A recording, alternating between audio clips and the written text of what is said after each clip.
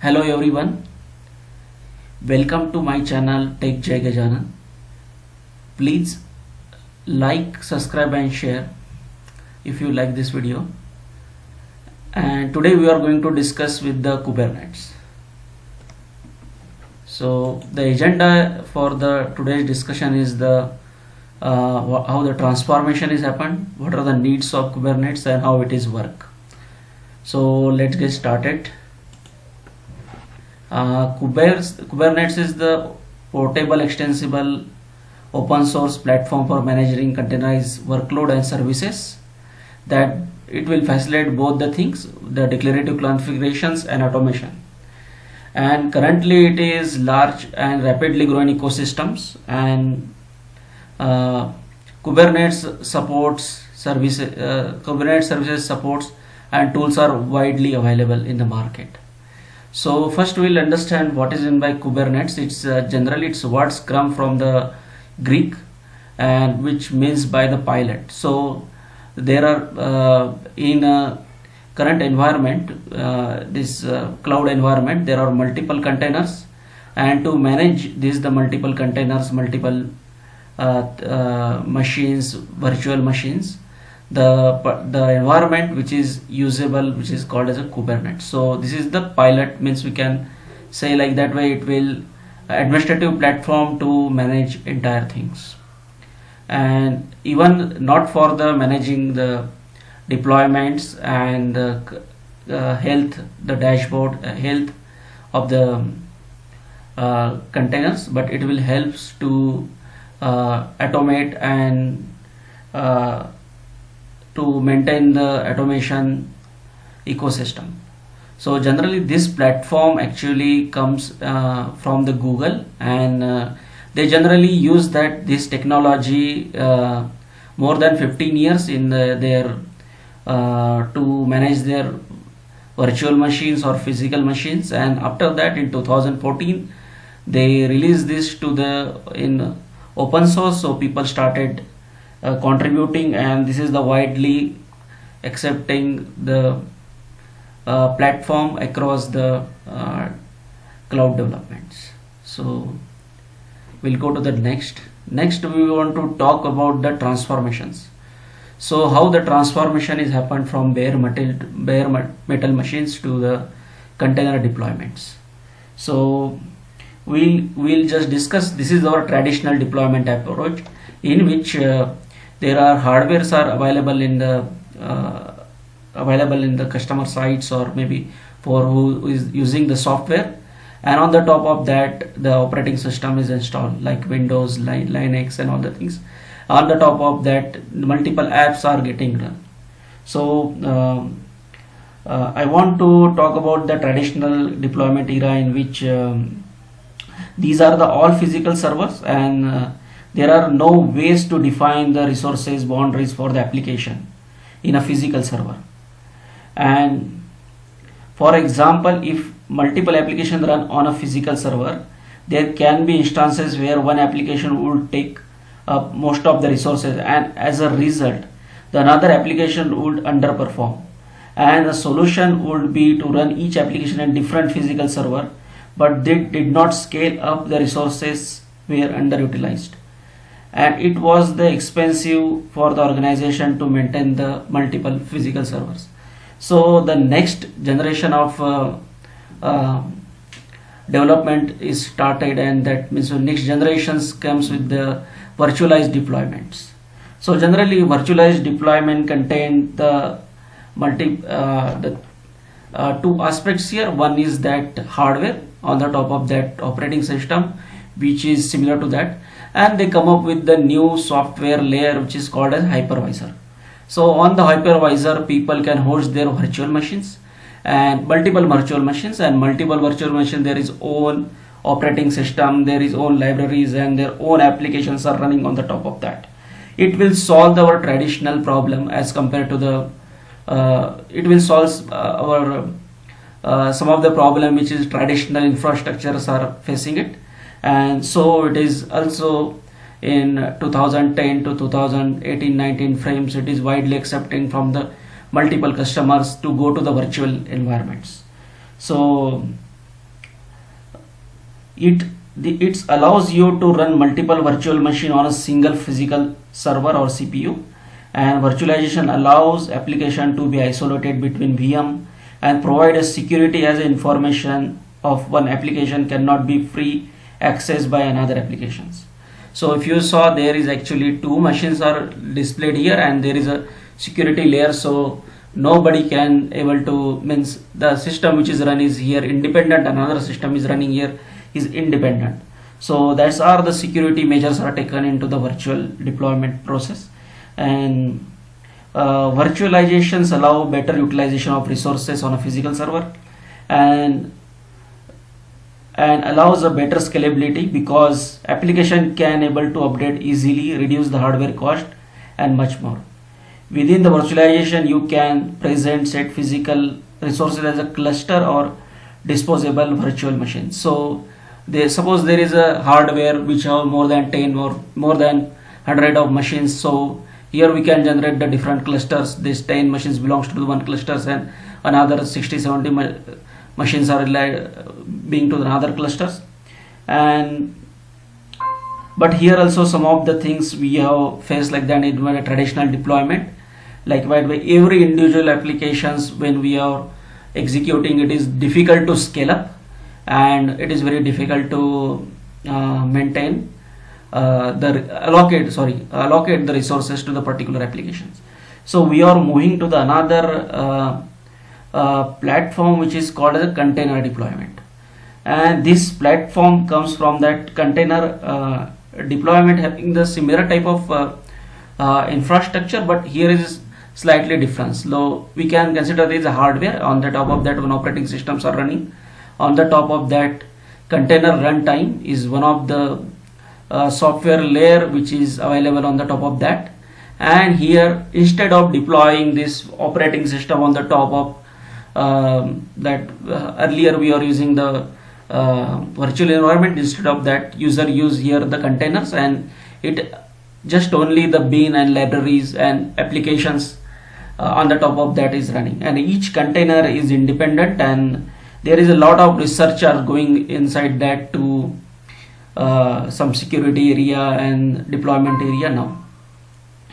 So I want to talk about that. What is means this is actually this environment is very popular because it is very helpful for agile application creation and deployment, and it is increase ease and efficiency of container image creation, deployment, and VM image use.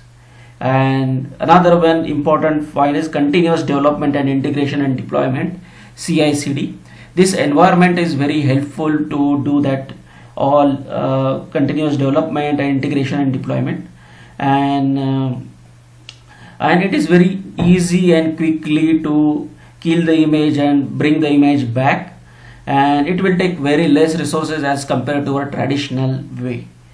And another third point is very important. I want to bring you notice that DevOps separation concerns earlier. That's our means there is a development and there is a operations. There are two different lines when we saw in traditional and virtual environment, but currently in the containerized deployment, the DevOps teams come together, and that is very essential. That is very bringing more value to the customers and resolving more issues as early as possible.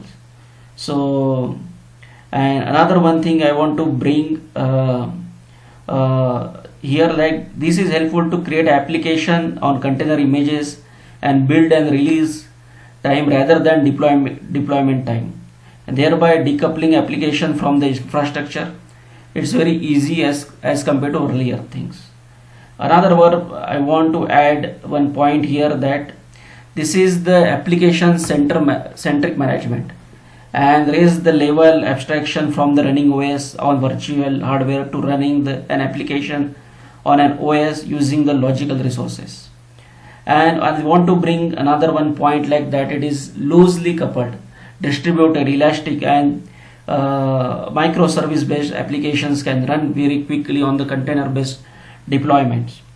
And And another one thing is I want to bring you notice like that way resource isolation is possible here, and user can give the what the resources is required for the particular application, they can allocate it. And resource utilization, high efficiency and density, then able to manage it through that Kubernetes tools, which is platform admin management tools. So these are the transformation happened now, and we want to get to the next level, how why this container management is required. So already I talked about related with this in earlier slide, just I want to bring you in notice like that. So that workload of earlier, it is shifted from the virtual machines to containers. So here it will helpful for the better resource utilization, faster deployment, and simplifies the config and portability. So this is very these are the key benefits from that Kubernetes and that environment which we are talking about. And another one thing I want to bring you notice is not just about the saving and deploying faster and managing faster. It will helpful for you to the load balancing, which container is running, where means is highly loaded, we can replicate from the we can spin up another container, and we reduce the load, we are managing the resources very well. And then it is a replication of services can able to achieve it from here, because earlier in the older our applications, even in the VMs and earlier in our bare metal machines, when we deployed any application and any services goes down, it will not work.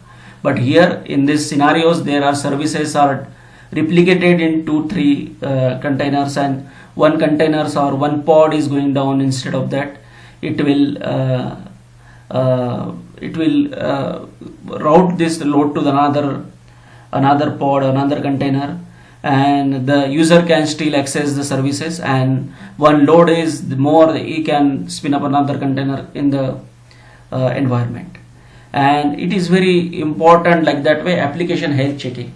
Currently there is lot of applications in a bare metal or VM which is running, and user has to check and monitor, and this is very in a data center management tools are available to manage that things. And but it's very difficult to manage that things, means physically people has to verify, validate, and alarms has to be maintained. Here is the application health checking is a minute level, it is not at the VM level, it is going to the application level, and it is going to the which container, which level of services is getting, microservices is getting impacted, we come to know. So these are the key benefits, and so there is a need for that.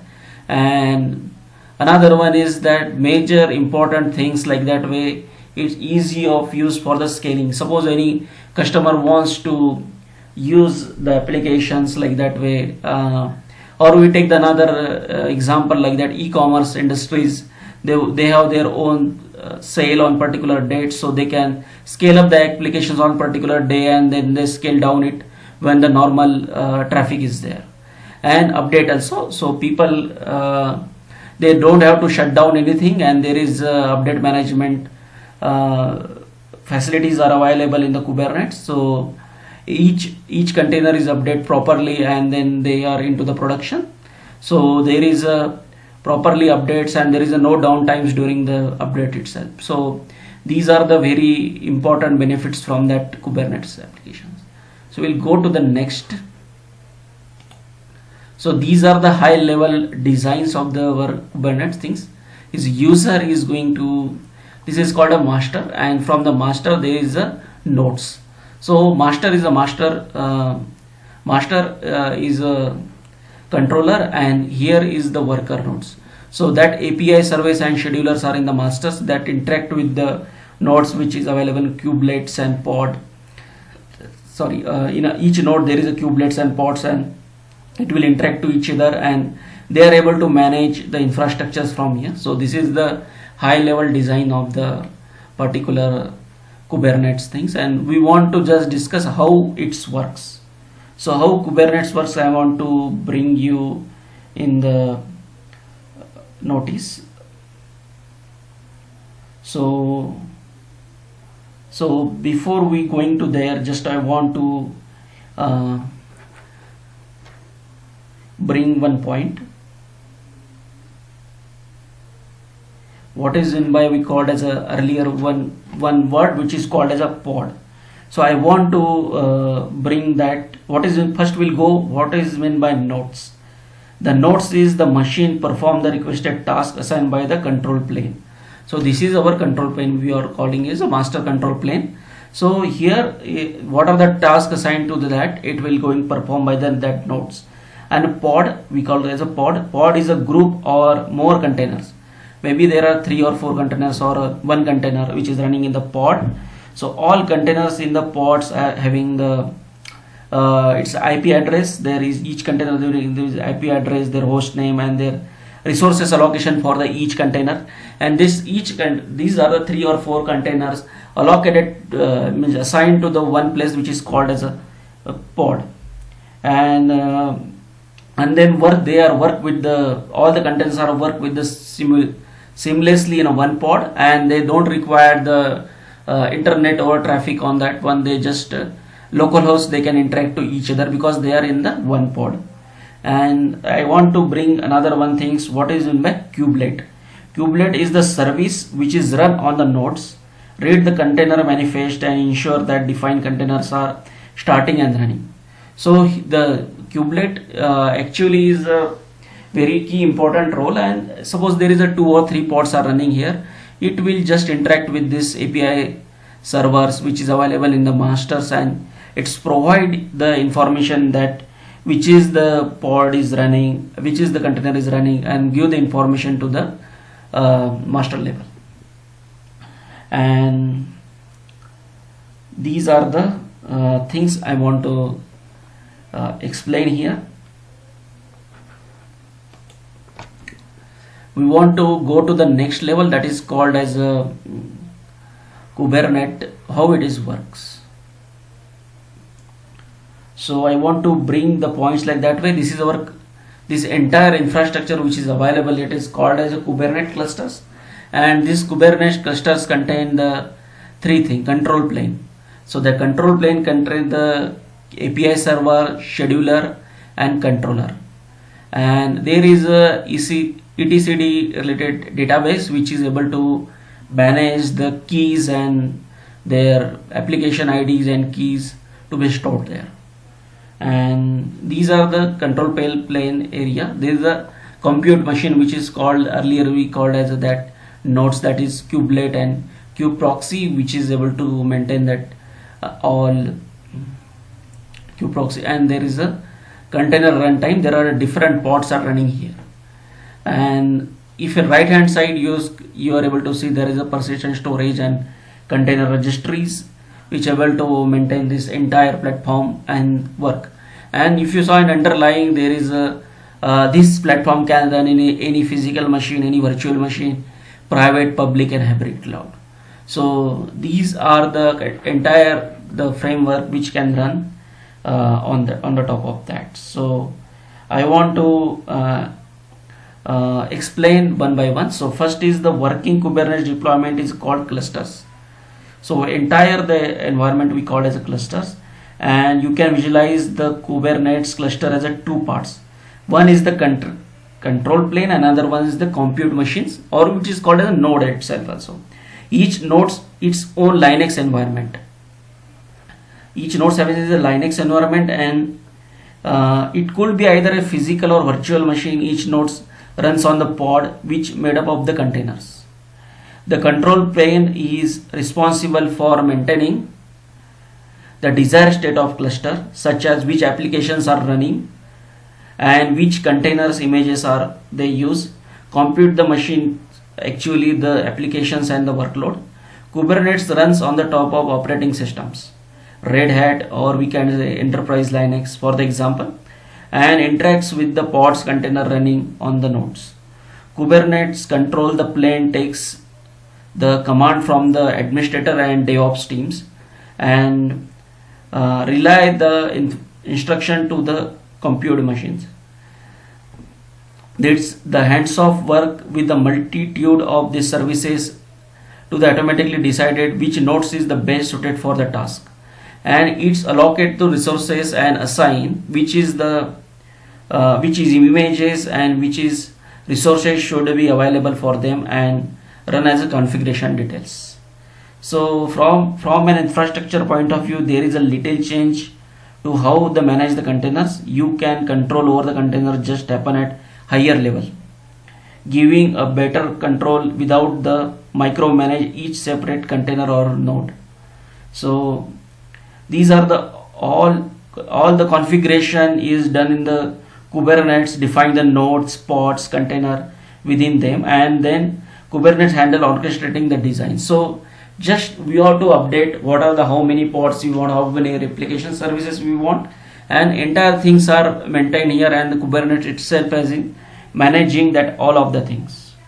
So it can run any, already I told that it can run any environment like physical, virtual, private, public and hybrid cloud. So this is from today's discussions. So thank you. If you like my video, please subscribe, share and comment it. And if you want more videos related with the technology or related with the any technical things, please comment it on the chat box. Thank you.